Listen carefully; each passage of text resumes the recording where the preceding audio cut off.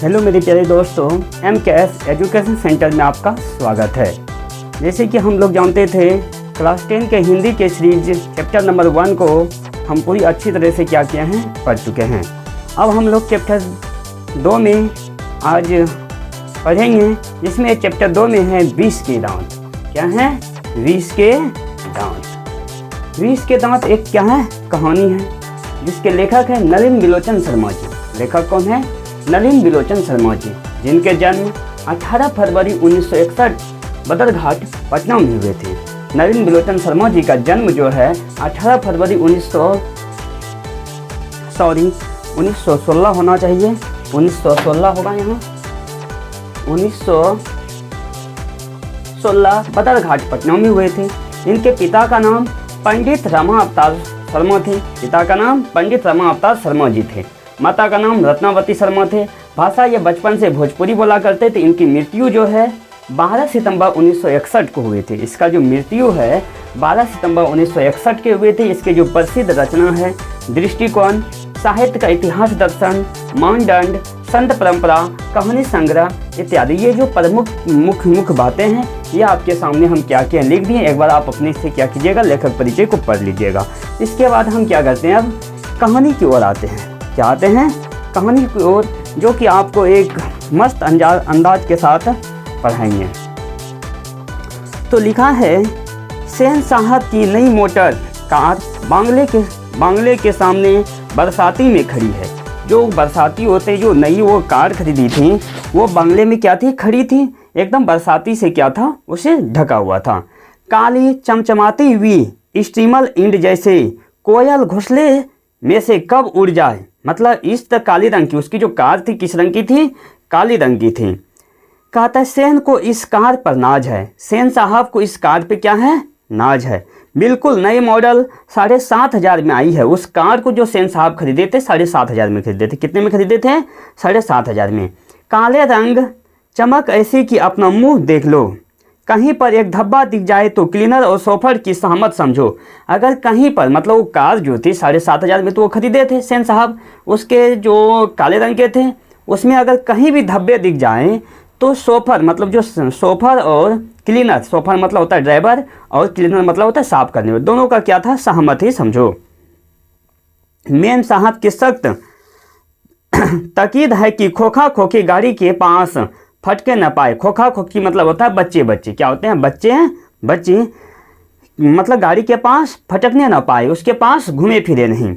लड़कियां तो 5 बड़ी सुशील है। उसकी बेटी कितना थी, सेन साहब को 5 बेटी थी। कितना बेटी? 5 बेटी थी। 5 ठहरी और सो भी लड़कियां, क्या था, ठहरी और सो भी लड़कियां तहजीब और तमीज की जीती जागती मूरत है। मिस्टर और मिसेज सेन ने उन्हें क्या करना चाहिए यह सिखाया हो या नहीं, क्या क्या नहीं करना चाहिए, इनकी उन्हें ऐसी तालीम दी कि बस लड़कियां क्या है, कठपुतली है। और उनके माता पिता को इस बात पर गर्व था। मतलब सेन साहब के पास 5 पुत्री थी। उसने 5 लड़की को क्या सिखाया था, क्या करना चाहिए, क्या नहीं सिखाया था, क्या क्या नहीं करना चाहिए, वो जरूर सिखा दिया था। इसीलिए उसको अपनी बेटी पर क्या थी, नाज थी। वे कभी किसी चीज को तोड़ती फोड़ती नहीं। वह दौड़ती है और खेलती भी है, लेकिन सिर्फ शाम के वक्त। और चूंकि उन्हें सिखाया गया है कि ये बातें उनकी सेहत के लिए ज़रूरी है, वो खेलती हैं शाम के समय। उसे सिखाया गया था कि खेलने से क्या होता है, सेहत अच्छे रहते हैं। वे ऐसी मुस्कुराहट अपने होठों पर ला सकती है कि सोसाइटी की तरीकाएँ भी उसके कुछ सीखना चाहे तो सीख ले, पर उन्हें खिलखिला कर किलकारी मारते हुए किसी ने नहीं सुना। सेन के परिवार मुलाकाती रस्क के साथ अपने शरारती बच्चों से खींच कर कहते हैं, एक तुम लोग हो और मिसेज सेन की लड़कियां, अबे फूल का गमला तोड़ने के लिए बना है। तुम लोग के हमारे घर में कुछ भी नहीं रह सकता।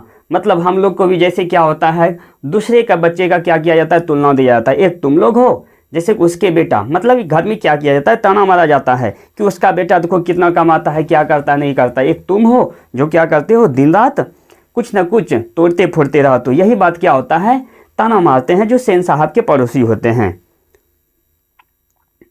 जहाँ तक सेन परिवार की लड़कियों का सवाल है, उनसे मोटर की चमक दमक को कोई खास खतरा नहीं था। लेकिन खोखा भी तो है, लेकिन उसे क्या है, एक लड़का है। खोखा भी तो है, खोखा जो एक ही है, सबसे छोटा है। खोखा नाउम्मीद बुढ़ापे के आंखों का तारा था।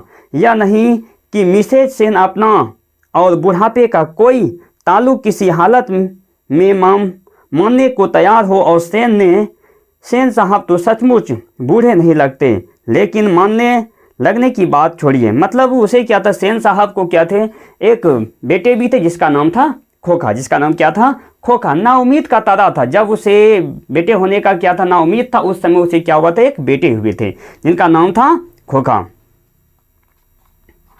हकीकत तो यह कि खोखा का आविर्भाव तब जाकर हुआ था जब उसकी कोई उम्मीद दोनों को बाकी न रह गई थी। खोखा जीवन के नियमों का अपवाद था। खोखा जो जीवन के नियमों का क्या था, अपवाद था। खोखा नियमों का अपवाद था, और वह अस्वाभाविक नहीं था। वह घर के नियमों का भी अपवाद था। वह घर के नियमों का भी क्या था, अपवाद था। वह एक भी काम सही से नहीं करते थे। कौन, खोखा। आगे आप लोग देखिएगा, वो सही मतलब सब काम क्या करते तो उल्टा ही करते थे, का अपवाद था। इस तरह मोटर को कोई खतरा हो सकता था तो खोखा से ही। अगर मोटर कार को जो खरीदे थे 7,500 में, काले रंग का जो था, अगर उस गाड़ी को किसी से खतरा था तो खोखा से था। किससे था, खोखा से था। बात ऐसी थी कि सीमा उसकी पांचों बेटी की नाम है। आप लोग एक बार क्या कीजिएगा, नोट कर लीजिएगा। ऐसे क्या था, सीमा, रजनी, आलो, शेफाली, आरती। एक बार फिर से बोलते हैं, सीमा, रजनी, आलो, शेफाली, आरती, पांचों हुई थी। उनके लिए घर के अलग नियम थे, दूसरी तरह की शिक्षा थी, और खोखा के लिए अलग। मतलब क्या, तो उसकी जो पांचों बेटी थी उसके लिए घर में अलग नियम थे, और खोखा के लिए क्या थे, एक अलग नियम। तो होता है ना, अगर किसी के घर में क्या होता है, बेटे नहीं होते हैं, अगर नाउम्मीद में सबसे लास्ट में अगर बेटे होते, बेटे को क्या किया, बहुत लाड प्यार से पढ़ाया जाता, उसके लिए घर के नियम का भी अलग होता है। लेकिन बेटी के लिए क्या होता है, अलग ही नियम था। लेकिन ऐसा नहीं होना चाहिए। कहने के लिए तो सेन का कहना था कि खोखा आखिर अपने बाप का बेटा ठहरा, उसे तो इंजीनियर होना ही है। वो अपने बेटे को क्या बनाना चाहते थे, इंजीनियर। अभी से उसमें इसके लक्षण दिखाई पड़ते हैं, इसीलिए ट्रेनिंग भी उसे वैसी ही दी जा रही थी। बात यह है कि खोखा के दुर्लती स्वभाव के अनुसार ही सेन ने सिद्धांतों को भी बदल लिया था। क्या हुआ था, उसे मतलब उस दुर्लती व्यवहार के कारण उसने अपने बेटे को क्या करना चाहते थे, इंजीनियर बनाना चाहते थे। इसने क्या किया, इसी प्रकार का उस तरह का दुर्लती व्यवहार था, तो उसके पिताजी ने एक बढ़ई मिस्त्री को क्या किया था, घर में बुला के उसके साथ इसको क्या किए थे, कुछ ठोक पीट लिया करेंगे, उसी के साथ इसको ट्रेनिंग दे रही थे। अक्सर ऐसा होता है कि सेन परिवार के दोस्त आते हैं, भड़कीले ड्राइंग रूम में बैठते हैं, और बातचीत के लिए विषय का अभाव होने पर चर्चा निकल पड़ती है कि किसका लड़का क्या करेगा। तब सेन साहब की बड़ी मौलिकता और दूरदेशी के साथ फरमाते हैं कि वह तो अपने लड़के को अपने ढंग से ट्रेन करेंगे। क्या कर रहे हैं, आजकल की पढ़ाई लिखाई तो फिजूल है। वह तो उसे अपनी तरह बिजनेसमैन इंजीनियर बनाना चाहते हैं। मतलब सेन साहब कहते हैं हम अपने बेटे को क्या करेंगे, बिजनेसमैन और इंजीनियर बनाना चाहते हैं। अब देखिए ना, सेन साहब कहते हैं खोखा 5 साल के हो रहा है, लोग कहते हैं उसे किंडरगार्टन स्कूल भेज दो। लेकिन मैं अभी यही इंतजाम किया है कि कारखाने का बढ़ई मिस्त्री 2-1 घंटे के लिए आकर उसके साथ कुछ ठोक पीट लिया करे। इससे बच्चे की उंगलियां अभी से औजारों से वाकिफ हो जाएगी। हिंदुस्तानी लोग यही नहीं समझते हैं। वे कहते हैं कि मेरे पास जो बढ़ई मिस्त्री है उसे क्या करेंगे, घर बुला लेंगे, उसके साथ मेरा बेटा जो खोखा उसके साथ में 1-2 घंटे क्या करेंगे, कुछ ठोक पीट क्या करेंगे। एक दिन का वाकया है कि ड्राइंग रूम में सेन साहब के कुछ दोस्त बैठे गपशप कर रहे हैं। उनमें एक साहब साधारण हैसियत के अखबार नवीस थे और सेनों के दूर के रिश्तेदार भी होते थे। साथ में उनका लड़का भी था, जो था तो खोखा से भी छोटा, पर बड़ा समझदार और होनहार मालूम पड़ता था। किसी ने उसकी कोई हरकत देख कर उसकी कुछ तारीफ कर दी और उन साहब से पूछा कि बच्चा स्कूल तो जाता ही होगा। इससे पहले कि पत्रकार महोदय कुछ जवाब देते, सेन साहब ने शुरू किया, मैं तो खोखा को इंजीनियर बनाने जा रहा हूँ। और वे ही बातें दोहराते हुए थकते नहीं। सेन साहब क्या कहते हैं, मतलब ये पूछे थे पत्रकार महोदय से, उसके बेटे आए थे उसके साथ में, वो थे खोखा से भी छोटे, तो उसे कुछ हरकत देखे तो कुछ और। आप बगल में एक मतलब सेन साहब के दोस्त बैठे थे, वो पत्रकार महोदय से पूछ रहे हैं कि आपके बेटे स्कूल तो जाते ही होंगे। पर इससे पहले क्या हुआ कि पत्रकार महोदय जवाब देते, इससे पहले सेन साहब ही कहते हैं, हम तो अपने बेटे को इंजीनियर बनाना चाहते हैं। और यही बात दोहराते वो थकते नहीं थे। पत्रकार महोदय चुप मुस्कुराते रहे। जब उनसे फिर पूछा गया कि अपने बच्चे के विषय में क्या ख्याल है, तब उन्होंने कहा, मैं चाहता हूं कि वह जेंटलमैन जरूर बने और जो कुछ बने उसका काम है, उसे पूरी आज़ादी रहेगी। सेन साहब इस उत्तर से शिष्ट और प्रच्छन्न व्यंग पर ऐठ कर रह गए। मतलब ये सही बात है कि हम बच्चे को क्या कर सकते हैं, ज्ञान दे सकते हैं, इससे वो क्या हो सकते हैं, एक सही व्यक्ति बन जाए। आगे वो क्या बने उसका काम है, हम अपने तरह से उसे नहीं कह सकते वो क्या बने नहीं बने, उसका मतलब काम है, उसकी किसी भी काम में अच्छा लगता है वो जो करे आगे उसकी काम है। तभी बाहर शोरगुल सुनकर सेन साहब उठने लगे तो उसके मित्र ने भी जाने की इच्छा प्रकट की और उन्हीं के साथ बाहर आए। बाहर सेन साहब का शोफर मतलब ड्राइवर एक औरत से उलझ रहा था। औरत के पास एक 5-6 साल का बच्चा खड़ा था जिसे वह रोकने की कोशिश कर रही थी, क्योंकि बच्चा बार बार शोफर की ओर झपट रहा था। जैसे बाहर आया तो एक औरत से क्या हुआ था, शोफर मतलब ड्राइवर में दोनों में क्या हो रहा था, झगड़ा हो रहा था। आगे सुनिए। सेन साहब को देखकर औरत सहम गई। शोफर ने साहब की ओर बढ़कर अदब के साथ कहा, देखिए साहब, मदन गाड़ी को छू रहा था। मतलब मदन है, उस औरत की बेटा का नाम क्या है, मदन, गाड़ी को छू रहा है। गाड़ी गंदी हो जाती, मैंने मना किया तो लगा कहने जा जा, तो मैंने उसे पकड़ अलग कर दिया। इस पर मुझको मारने दौड़ा। अब उसकी माँ भी आकर खामखा मुझसे उलझ रही है। मदन की माँ कुछ कहना चाहती थी, लेकिन सेन साहब के सटे होठ को देखकर चुप रह गई। सेन साहब ने बड़े संयत पर कठोर स्वर में कहा, मदन की माँ, मदन को ले जाओ और देखना हुआ फिर ऐसी हरकत न करे। मदन की माँ अपने बच्चे को बाएं घुटने से निकलते हुए खून को पोंछती हुई चली गई। मतलब वो क्या हो गए थे, ड्राइवर और उस बच्चे में क्या हो गए थे, झगड़े हो गए थे। मतलब मदन को जो है उस शोफर ने, ड्राइवर ने क्या किए थे, गाड़ी को छुआ होगा, धकेल दिया होगा, इससे उसे बाएं घुटने से क्या निकल रहे थे, ब्लड निकल रहे थे, जिससे उसकी माँ ने उसे पोंछते हुए क्या हुए चले गए। ड्राइवर ने शायद धकेल दिया था और वह गिर पड़ा था, लेकिन एक मामूली किरानी के बेटे को सेन साहब के ड्राइवर ने धक्का दे दिया और उसे चोट आ गई। तो आखिर ऐसी कौन सी बात हो गई। ठीक इसी वक्त मोटर के पीछे खट खट की आवाज़ सुनकर सेन साहब लब के शोफर भी दौड़ा और लोग सीढ़ियों से उतरकर अपनी अपनी गाड़ियों की ओर चले। सभी ने देखा सेन साहब खोखा को गोद में लेकर उसे हल्की मुस्कुराहट के साथ डांट रहे थे और मोटर की पिछली बत्ती का लाल शीशा चकनाचूर हो गया है। सेन साहब ने मित्रों को संबोधित करते हुए कहा, देखा आप लोग ने, बड़ा शरारती हो गया है कासू। मतलब खोखा का दूसरा नाम क्या है, कासू है। मोटर के पीछे हरदम पड़ा रहता है। उसके कल पुर्जों में इसको अभी से इतनी दिलचस्पी है कि क्या बताऊं। शायद देखना चाह रहा था कि आखिर इस बत्ती के अंदर क्या है। वो अब क्या करे।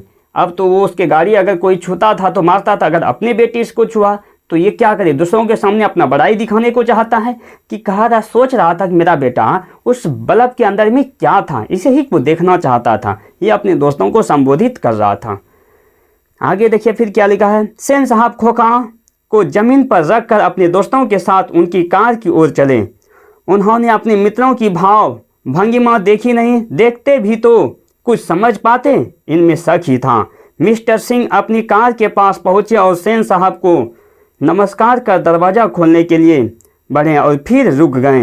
उनकी निगाह अचानक ही अगले चक्के पर गई थी। मतलब उसकी पत्नी आई, बैठना चाहती थी गाड़ी पे, अचानक उसकी ध्यान का गए अगले चक्के पर गई। उन्होंने नज़दीक जाकर देखा तो परेशानी की हालत में खड़े हो गए। टायर बिल्कुल बैठ गया था, शायद पंक्चर हो गया था। सेन साहब भी आगे बढ़ आए और कुछ झिझकते हुए बोले, कहीं ऐसा तो नहीं कि कासू ने हवा निकाल दी हो। ड्राइवर जरा दूसरे चक्के को भी देख लो और पंप ले आकर हवा भर दो और वहाँ कुर्सी लॉन में लगवा दो, तब तक हम वहाँ बैठते हैं। कहता है कि चाहे क्या करो दूसरे चक्का को भी देख लो, ये पंक्चर तो नहीं हो गया, जाओ क्या लेके आ जाओ, पंप लेके आओ, हम इसमें क्या करेंगे, हवा भर देंगे। ड्राइवर ने एक कार का चक्का लगाकर सूचना दी कि दूसरी ओर के पिछले चक्के का भी हवा निकली हुई थी। काम तो कासू बाबू का ही मालूम पड़ता है, इधर ही खेल रहे थे, शोफर ने बताया और पंप लाने चला गया। कहता है काम तो क्या पड़ रहा था, कासू बाबू का ही पड़ता है। इतना बोलते हुए बोल के कहाँ चले गए, पंप लाने चले गए। मुखर्जी साहब की गाड़ी सकुशल थी और वह अपने और पत्रकार महोदय के परिवार के साथ चलते बने। सेन साहब और मिस्टर सिंह लॉन की कुर्सियों पर बैठकर बातें करते रहे। बातों के सिलसिले में ही सेन साहब ने बतलाया कि कासू ने इधर चक्कों से हवा निकालने के हिकमत जान ली थी और मौका मिलते ही शरारत कर गुजरता था। उनका अपना ख्याल था। उनकी इन हरकतों को देखकर तो यह साफ मालूम होता है कि इंजीनियर में उनकी दिलचस्पी है। ये अपनी पत्नी को ही बता रहे हैं कि इस तरह अगर ये कर रहे हैं, इससे ये साफ मालूम चलते हैं कि वह आगे क्या बनना चाहते हैं, इंजीनियर ही बनना चाहते हैं।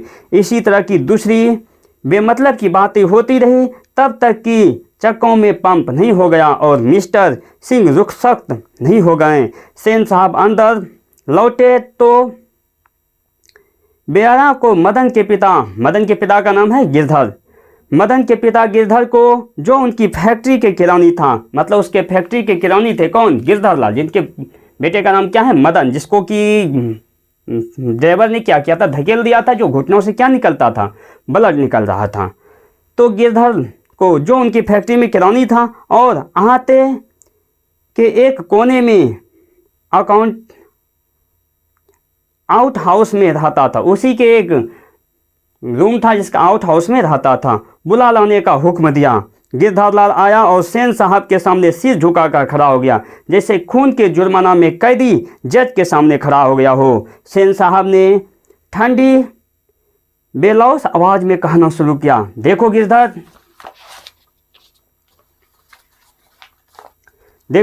मदन आजकल बहुत शौक हो गया है। मैं तुम्हारी और उसकी भलाई चाहता हूँ। गाड़ी को गंदा किया वह अलग बात, मना करने पर ड्राइवर को मारने दौड़ा और मेरे सामने भी डरने के बदले उसकी ओर झपट रहा था। कहता है कि जब हम गए तो गाड़ी को वो गंदा कर रहा था, ड्राइवर ने उसे मना किया तो क्या किया, वो डरने के बदले क्या हुआ और मेरे सामने भी ड्राइवर पे झपट रहा था। ऐसे ही आगे चलकर गुंडे, चोर और डाकू बनते हैं। ये जो है मतलब किसने कहा है, ये सेन साहब ने कहा गिरधर लाल को, ऐसे ही लड़के आगे चल के क्या बनते हैं, गुंडे, चोर और डाकू बनते हैं। गिरधर लाल कभी कभी जी कह देता था। सेन साहब का भाषण जारी था, उसकी हालत क्या होती है तुम जानते ही हो, उसे संभालने की कोशिश करो, फिर ऐसी बात हुई तो अच्छा नहीं होगा, तुम जा सकते हो। डांट के उसे गिरधर लाल को फिर क्या बोला, तुम जा सकते हो। उस रात गिरधर लाल के क्वार्टर से आते हुए मदन की चित्कार से सेन का आरामदेह शयनागार गूंज गया। आराम में खलल पड़ने से कुछ झुंझला कर पिता ने सेन ने धर्मपत्नी से बड़ी समझदारी की बात कही। गिरधर खुद समझदार आदमी है, उसकी बीवी ने ही लड़के को बिगाड़ दिया है। कहता है गिरधर, मतलब सेन साहब अपनी पत्नी को कहता है, गिरधर लाल तो क्या है, खुद समझदार है, उसकी बीवी ही ने क्या किया, अपने बेटे जो मदन है उसको क्या किया, बिगाड़ दिया है। मदन की यही दवा है, मेरी तो तबीयत हुई थी कि कमबख्त की खाल उधेड़ दूं। गिरधर ने ऐसी ही कड़ाई जारी रखी तो शायद वह ठीक हो जाएगा। कहता है इसने कौन, सेन साहब ने कहता है, मेरा तो ऐसा मन हुआ था कि जब हम उसको देखे थे, उसमें जब मेरे गाड़ी को छूने के लिए आ रहा था वो, तो हम उसका क्या करते, खाल उधेड़ देते। लेकिन छोड़ो, क्या मदन का अगर ऐसी ही मारपीट से जारी रहा तो क्या हो जाएगा, एक दिन वो ठीक हो जाएगा।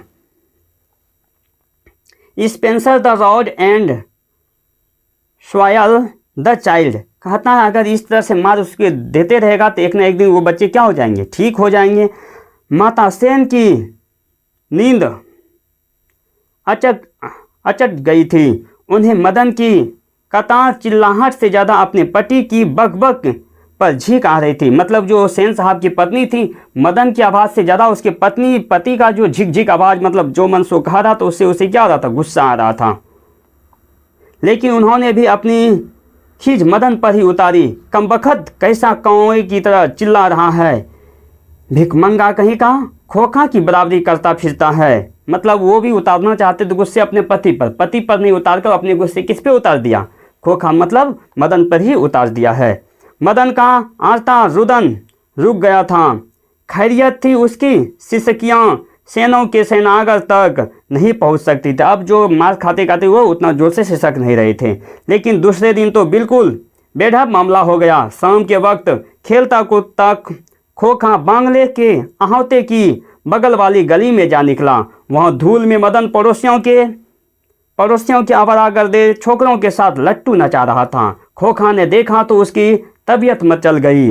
हंस कौवे की जमात में शामिल होने के लिए लग गया। अब क्या हुआ दूसरे दिन हुआ कि खोखा जो है खेलते खेलते चले गए कहाँ, मदन के गली में। मदन के गली में जैसे गया तो वहाँ मदन क्या हो रहा था, अपने आवारे गर्दे छोकरे के साथ, जो क्या होता, हम लोग भी अपने गांव में जब खेलते थे बचपन में, मतलब धूल में अपने मीट करके क्या करते थे, इधर से उधर खेलते थे धूल गर्दे से। लेकिन जो बड़े घर के लड़के होते हैं वे एकदम आते हैं और हम लोग के खेल में भी क्या होते थे, शामिल होने के लिए प्रयास करते थे। हम लोग का मन होता था, देते थे खेलने, नहीं भी देते थे। वही बात हुआ वहाँ।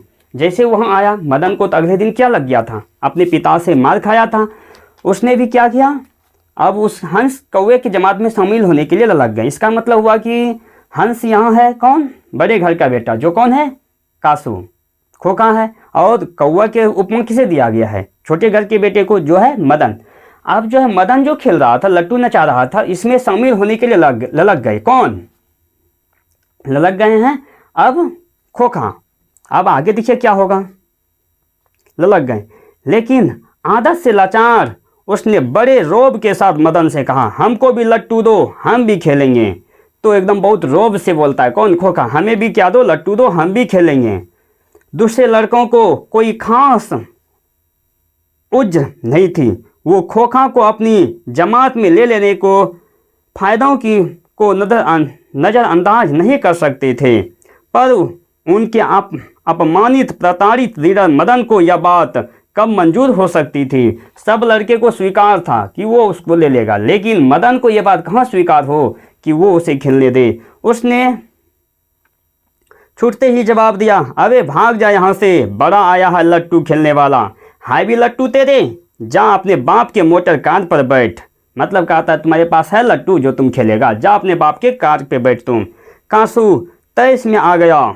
वह इसी उम्र में नौकर पर, अपनी बहनों पर हाथ चला देता था, और वह क्या मजाल कि उसे कोई कुछ कर दे। उसने आन देखा तो मदन को एक गुस्सा रसीद दिया।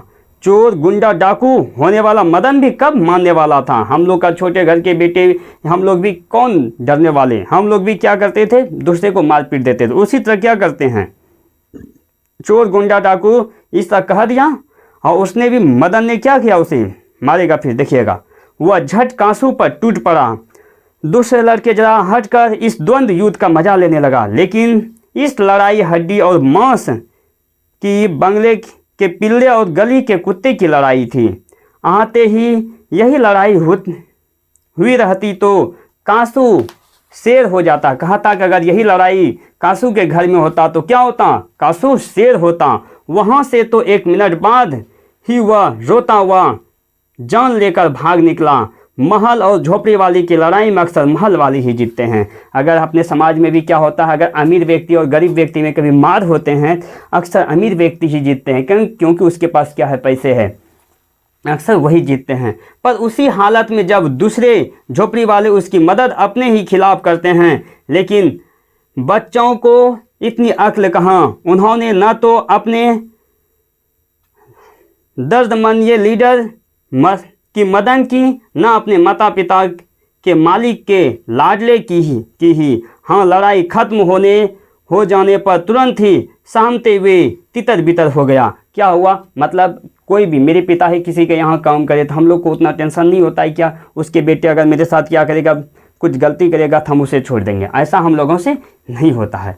मदन घर ही नहीं लौटा। उस दिन जैसे मार हो गया, मदन भी क्या हुआ, रात में घर नहीं लौटा। लेकिन जाता ही कहाँ, 8-9 बजे तक इधर उधर मारा फिरता रहा। फिर भूख लगी तो गली के दरवाजे से आहिस्ता आहिस्ता घर में घुसा। उसके लिए मार खाना मामूली बात थी। डर था तो यही कि आज मार और दिनों से भी बुरी होगी, लेकिन उपाय भी क्या था। वह पहले रसोई में घुसा, माँ नहीं थी। बगल के सोने वाले कमरे से बातचीत की आवाज़ आ रही थी। उसने इत्मीनान के साथ भरपेट खाना खाया, फिर दरवाजे के पास जाकर अंदर की बातचीत सुनने की कोशिश करने लगा। उसे बड़ा ताजुब हुआ। उसके बाबू गरज तरज नहीं रहे थे। उसकी अम्मा ने कोई बात पूछी जिसे वह ठीक से नहीं सुन सका, तो उसके बाबू ने झल्ला कर कहा, अरे भाई बतलाया तो। साहब ने सिर्फ यही कहा, आज से तुम्हारी कोई ज़रूरत नहीं। अब यहाँ क्या हुआ है, अब उसे इसी मार के चलते क्या हुआ, गिरधर लाल को अपने फैक्ट्री से क्या किया, सेन साहब ने निकाल दिया है। कल से मकान छोड़ देना और अपनी तनख्वाह ऑफिस से ले लेना। मदन के काम की यही बात नहीं हो रही थी। मदन के काम की कोई बात नहीं हो रही थी। उसकी सजा की तजवीज़ होती रहती तो सुनने की कोशिश भी करता। वह दबे पांव बरामदे में रखी चारपाई की तरफ सोने के लिए चला तो अंधेरे में उसका पैर लोटे से लग गया। लोटे की ठन ठन की आवाज़ सुनकर गिरधर बाहर निकल आया। मदन की अम्मा भी उसके साथ थी। मदन चौंक कर घुमा और मार खाने की तैयारी में आज छाती को अपने हाथों से कस कर क्या हो गया, खड़ा हो गया। मदन अक्सर अपने पिता के हाथों से पीटता था। मदन अक्सर किसके हाथों पीटता था, पिता के हाथों से पीटता था। बहुत पीटने के पर रोता भी था, मगर बहादुरी के साथ। उसने सोचा आज हम तो क्या किए, उसके जो मालिक है उसके बेटे को ही क्या किए, मारे हैं। आज तो हमें जो मार लगेगा और दिनों से भी क्या लगेगा, बेहतर लगेगा। उसने क्या किया, जैसे उसके पिताजी निकले उधर से, वो घूम के एकदम हाथ को ऐसे पकड़ लिए छाती से और वह मार खाने को तैयार हो गए। गिरधर निस्सहाय निष्ठुरता के साथ मदन की ओर बढ़ा। मदन ने अपने दांत भींच लिया। जैसे जैसे उसके नज़दीक आ रहे थे उसने अपने दांतों को क्या किया, एकदम कस रहा था। गिरधर मदन के बिल्कुल पास आ गया था कि अचानक वह ठिठक गया। उसके चेहरे से नाराजगी की बादल हट गया। उसने लपक कर मदन को हाथों से उठा लिया। मदन हक्का बक्का अपने पिता को देख रहा था। उसे याद नहीं उसके पिता ने कब उसे इस तरह प्यार किया था। अगर कभी क्या था तो गिरधर उसी बेपरवाही, उल्लास और गर्व के साथ बोल उठा जो किसी के लिए भी नौकरी से निकाले जाने पर कि मुमकिन हो सकता है। शाबाश बेटा, एक तेरा बाप है और तूने तो खोखा के 2 दांत तोड़ डाले। हाँ हाँ हाँ, इसने क्या किया था, खोखा का 2 दांत तोड़ दिया था। 2 दांत किसने तोड़ दिए थे, मतलब गिरधर लाल के बेटा जो था मदन ने क्या किए थे, खोखे के 2 दांत ही तोड़ डाले थे। जिससे क्या हुआ था, उसको सेन साहब ने अपने फैक्ट्री से गिरधर लाल को क्या निकाल दिया था। इसे भी उसके फैक्ट्री में रहना क्या उतना अच्छे नहीं लग रहा था, मगर ये करते भी क्या थे, नहीं निकल सकते थे। तो इसके बेटे ने जब उसके बेटे को पीटा तो उसने निकाल दिया, तो बहुत ये भी खुशी थे। तो यहाँ तक ही हुआ। आप लोग को पूरी तरह से समझाने का क्या कि हम प्रयास किए। अगर आप लोगों को अच्छा लगा हो तो मेरे चैनल को एक बार सब्सक्राइब करें और अपने दोस्तों में भी क्या करें, शेयर करें। थैंक यू दोस्तों।